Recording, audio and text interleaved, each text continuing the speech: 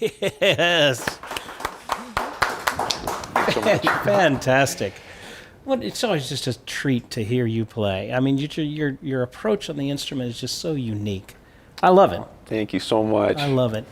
And I think that was the first song that I heard, and I saw a video of you doing that turned me on to, I said, who is this? What in the world? Double neck guitar?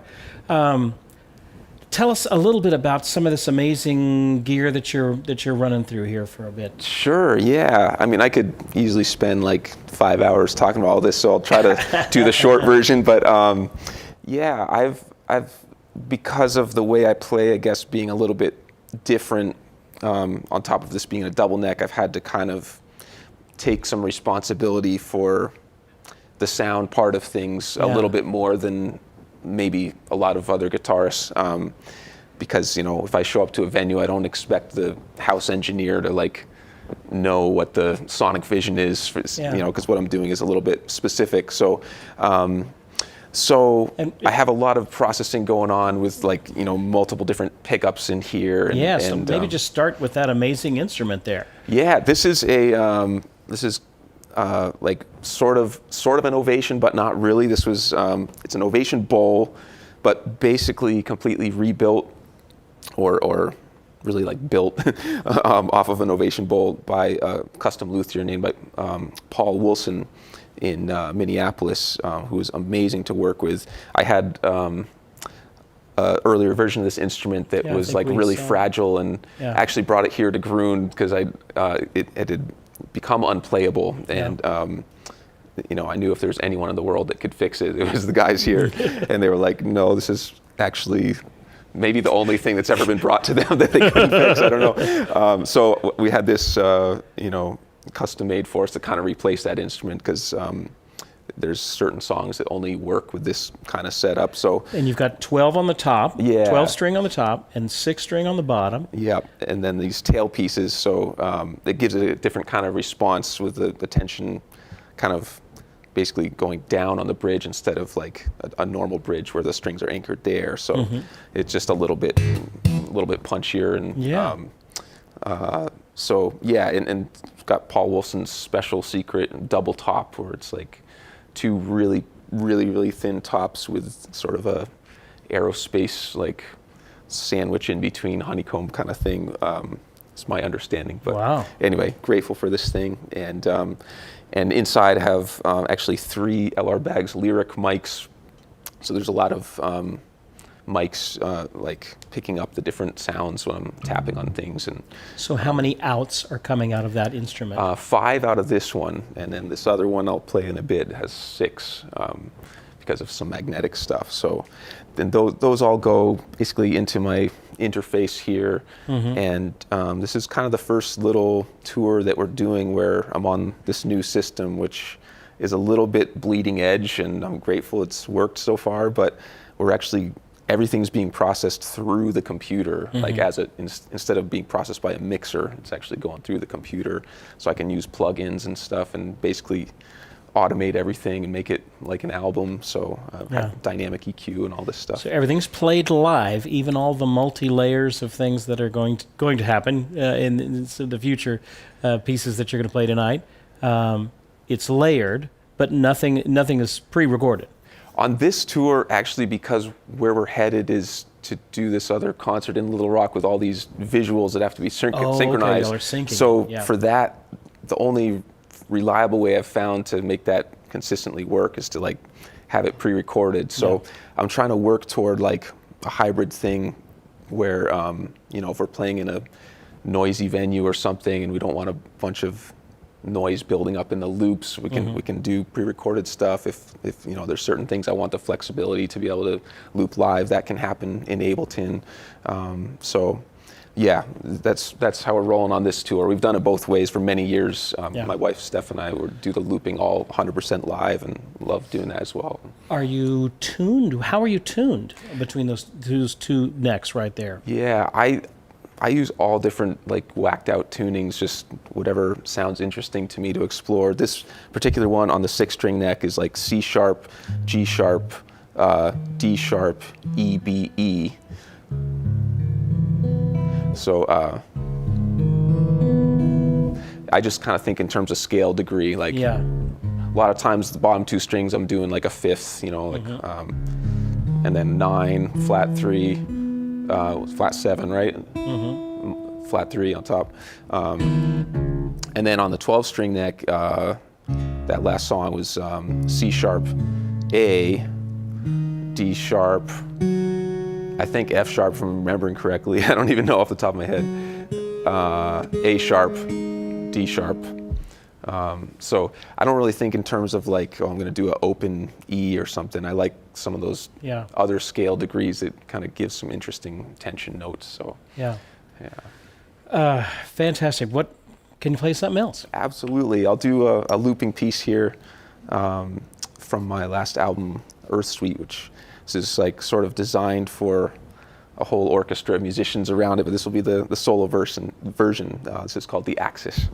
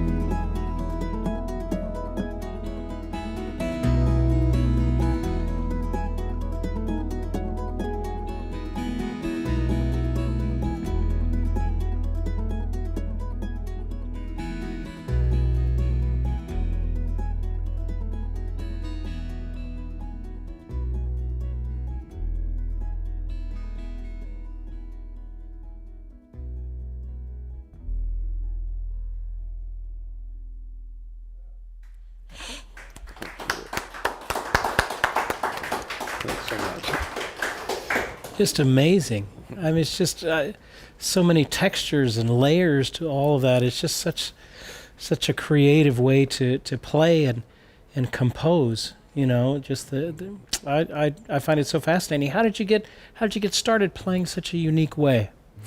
Well, I think for me, a big part of it, actually years before I ever came across a double neck or knew that instrument existed, just growing up in a area where it was hard to get together with other musicians, and you know, hearing music like that was band oriented, and loving that and wanting to play that, being really into it from a really young age, you know, before I could drive to go play with anyone. I had to find different ways of, you know, trying to make that kind of music happen if I wanted to play it. So, you know, at first it was like using a double deck tape recorder to overdub myself on, you know, my homemade drum set and add other instruments. And so anyway, after, you know, playing guitar and bass and drums and piano for years, I was then looking for a way to be able to perform solo, because those were kind of the gigs that I could get at the time, were just like little coffee shop kind of things playing in the background. And I wanted to be able to bring as much of that multi-layered kind of sound to that context as I could. So not knowing, like I was totally ignorant of like Andy McKee and Tommy Emmanuel and all the, you know, great people who do that. And so just kind of very organically trying to find ways of like incorporating percussion and having some kind of bass line in there, some chordal thing, hopefully a melody. I got into these more percussive ways of playing and just trying to make the notes happen however I could on a regular single neck acoustic. And then I think I saw a picture of a double neck, an Ovation double neck, and I was like, I wonder if that would be at all useful to like have some extra strings. I was using, you know, doing a lot of open tunings already, and but I really didn't know if it would like be at all practical, because, you know, they look kind of ridiculous and stupid and just for show. But I finally was able to like borrow a friend's car and drive down to this music store and try one out, and within the first like 4 seconds I was like, oh yeah, this is my world. You're the only one that I've seen that plays it as a standalone instrument, and it's not just kind of a gimmick where they have do a little bit on one and do a little bit on the other, but are playing them both simultaneously. Sure, yeah. And, maybe they make more sense the other way, I don't know. I've dedicated my life to kind of doing it this way because that's the music that I hear in my head is like more layered and stuff, but it's how it works for me, you know. And who are some of your early influences other than just your own creativity? Obviously, Michael Hedges comes to mind when listening to your sound a little bit. Yeah, no, I didn't know about any of the like kind of solo acoustic guys who now I know about from, you know, people cluing me in, you know, much later. But early on, everything from just kind of like singer-songwriter, old school folk stuff to Appalachian folk to like kind of Weather Report fusion stuff. To, you know, when I was really thinking of myself primarily as a drummer, I got my mind blown by Dave Weckl when his first album came out, and a wide variety of stuff, but a little bit more in that jazz and fusion or just ECM kind of creative instrumental zone than I think maybe other players that do the solo acoustic thing. So that's, I think, why I maybe got a little bit of a different sound or approach than some people. And just I love you know, rhythmic complexity and that richness that you get with a full band rather than just solo playing. Even if I have to play solo, I'm trying to bring as much of that as I can. Can you give us a little, just kind of a quick little taste of some of the sounds that you're able to get? You know, this is my sound without any effect. Here's what the octave pedal's doing and things like that. Totally. Just give us a quick little round the robin on this. Yeah. So the basic sound with, you know, just a little reverb and compression is.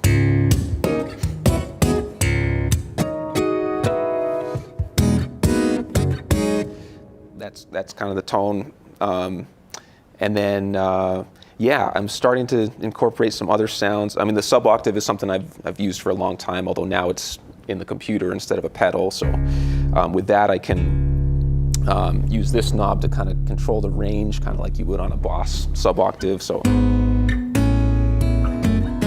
there, it's just putting a sub-octave on the lowest notes. If I turn it up, it can affect the higher notes as well. And that is going through your computer, not the sub-up TC Electronic. No, that's just for the fretless, which is a whole other thing. But yeah, so I can turn that sub-octave on and off. I can add like a second octave below. Really deep. You have to have headphones to hear that. But I've got some like other special reverbs.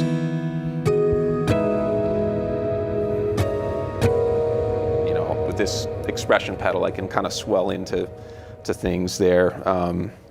And then I've got this one right here, the bass microsynth that kind of like whatever is sending to the sub-octave will also send to that, so I can get this kind of synth sound that's not right for every song, but you know, just blend it in with the basic sound. And then I've got this pedal from Latvia, Game Changer Audio. I think everyone knows about these now, the one that looks like a piano sustain pedal. And I can feed whatever I want to this, so any of the instruments or even someone in my trio, I can feed them to this and kind of create these like sustain pads, which I can then control with this volume pedal, which is going into the Mood pedal, the Mood Mark II from Chase Bliss, which can do all kinds of crazy things. That's like a whole new world that I'm exploring. I've only worked that into a couple songs so far, but I know that's like a deep wormhole there. So yeah, those are a few of the sounds, and then the fretless is like some other things. So a couple of folks had some questions there. Rich is asking, what are the sponges for below your bridge? Oh, in case you just start bleeding in the mix.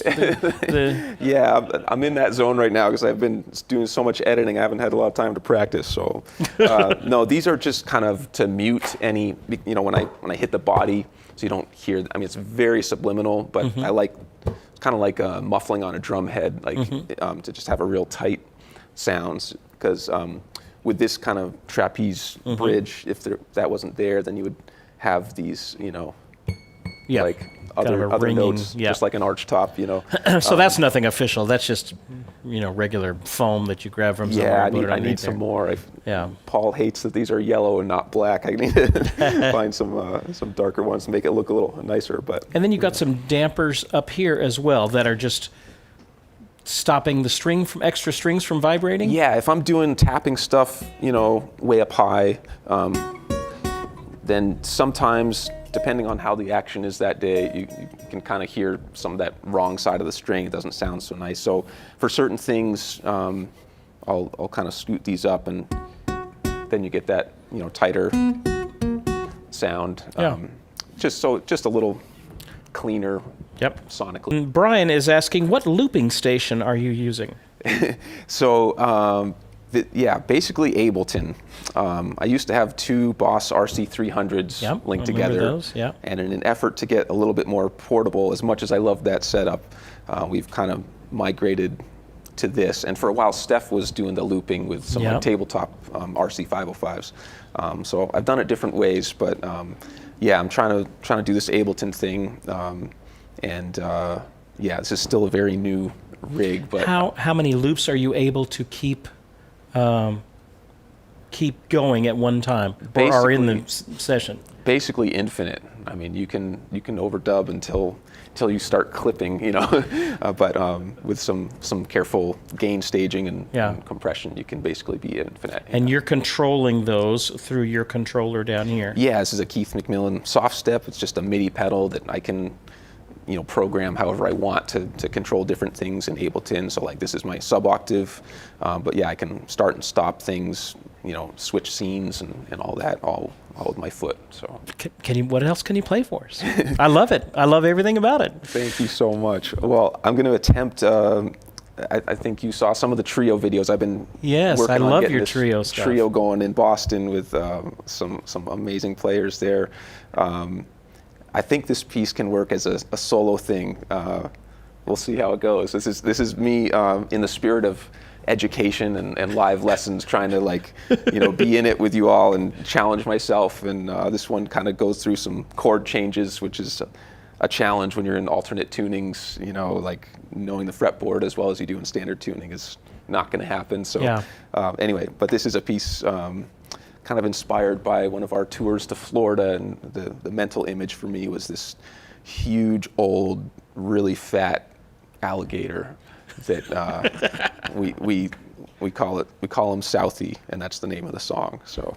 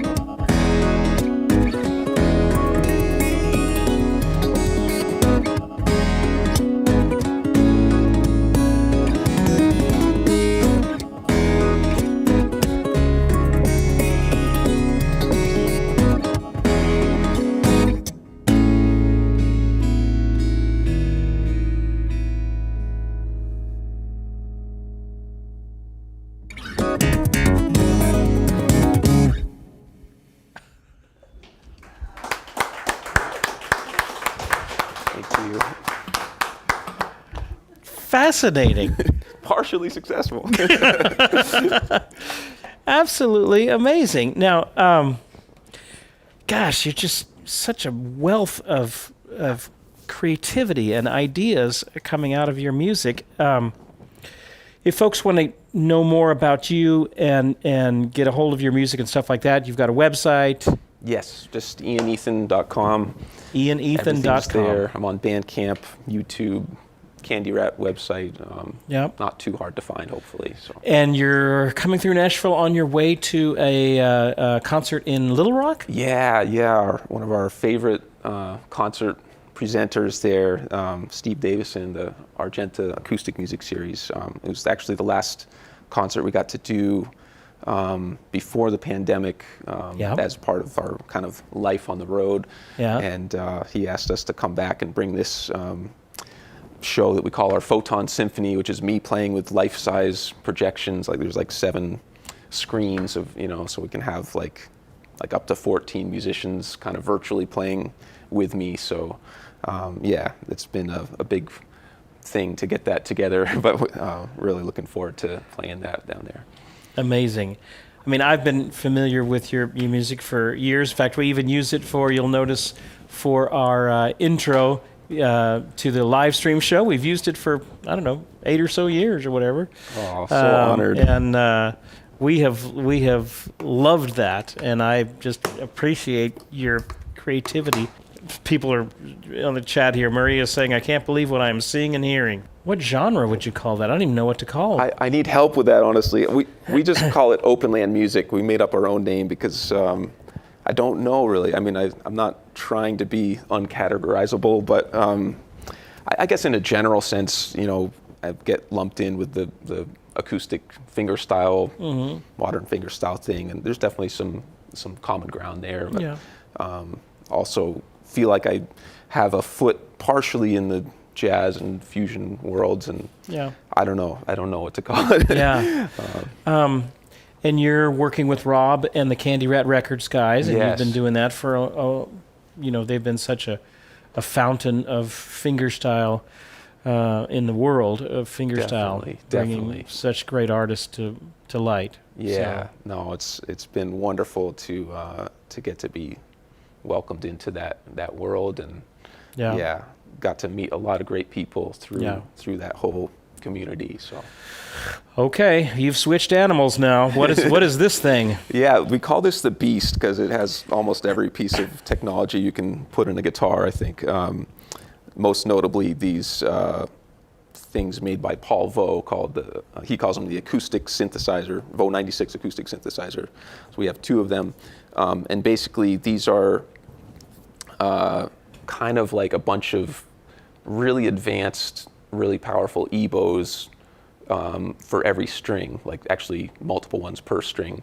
Okay. And you can do stuff like modulate through different harmonics and stuff. So that's all happening like acoustically, physically on the string. It's not like they kind of look like pickups, but they're sort of like the flip side of a pickup, if that makes sense. So so this is instrument custom made for me over the course of 7 years by a guy named Wade Sylvester, who's based in Boston.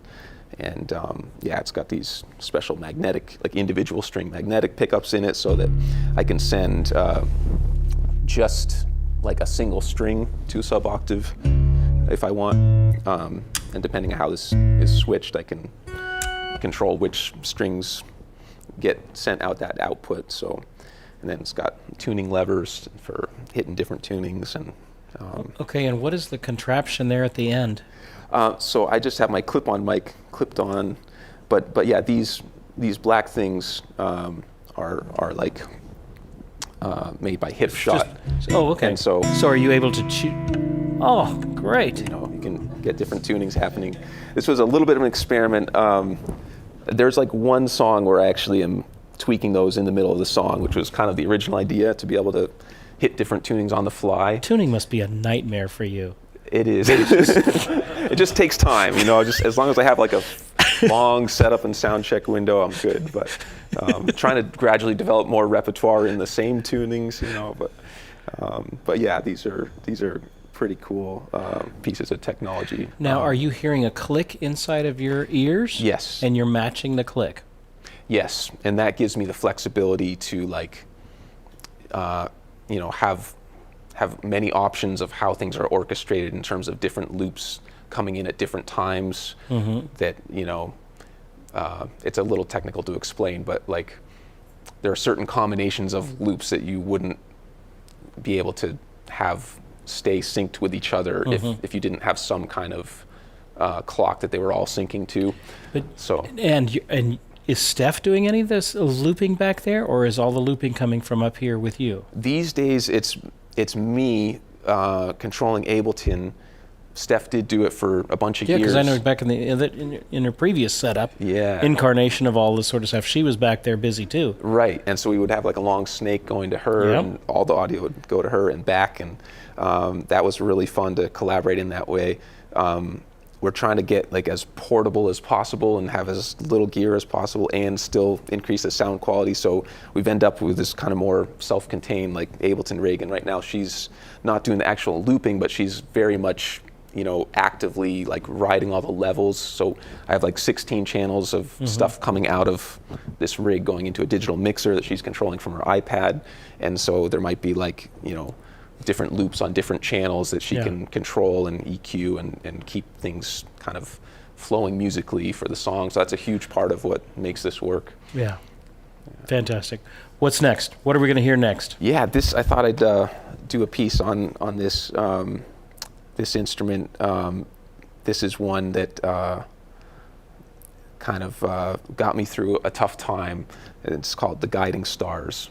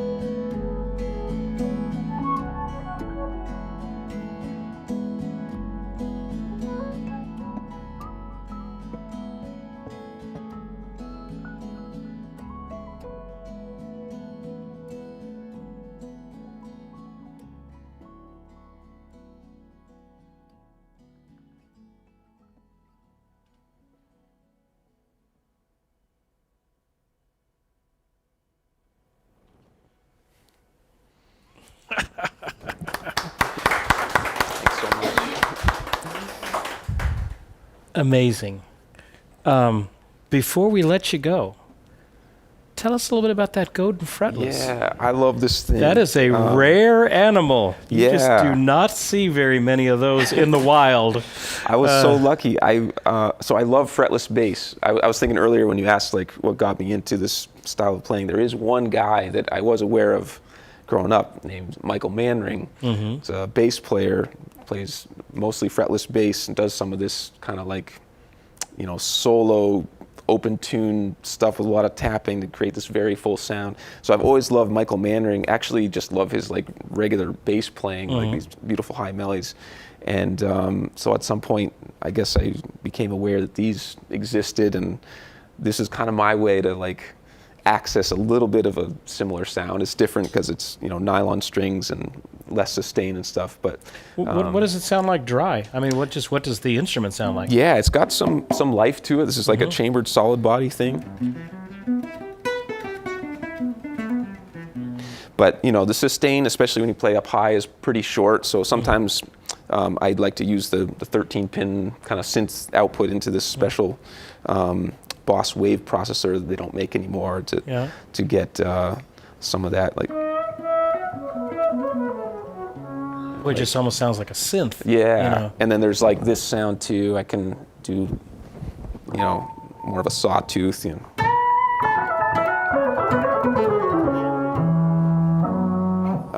So, yeah, but I love even just like you said, just the simple.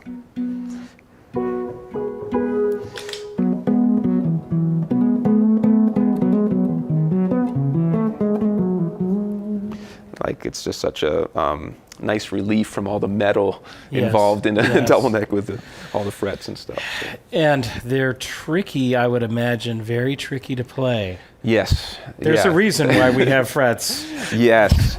And some of it, you know, people think of the intonation as hard, and that's true.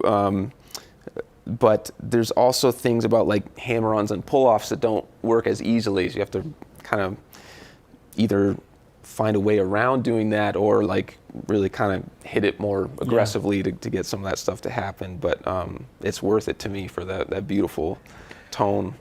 Fascinating. We have already blown an hour. Thank you so much for being here Steve. with us. It's just a joy to have you. You're just one of my favorite instrumentalists and creators on the instrument. Everybody has a voice on the instrument, and yours is just so wonderfully unique. I love it. Thank you for doing what you do and just continuing to push through the creativity in the many different forms with the band and all that sort of stuff. Just thank you for what you're bringing to the world of guitar. Oh, thank you for what you're bringing as well. It's a true honor to be welcomed back here. Thank you so much. Keep up the great work in your learning. Making music is an absolute blast, right? Absolutely. Come It's on. gotta be fun. Come on. And we will see you guys next time.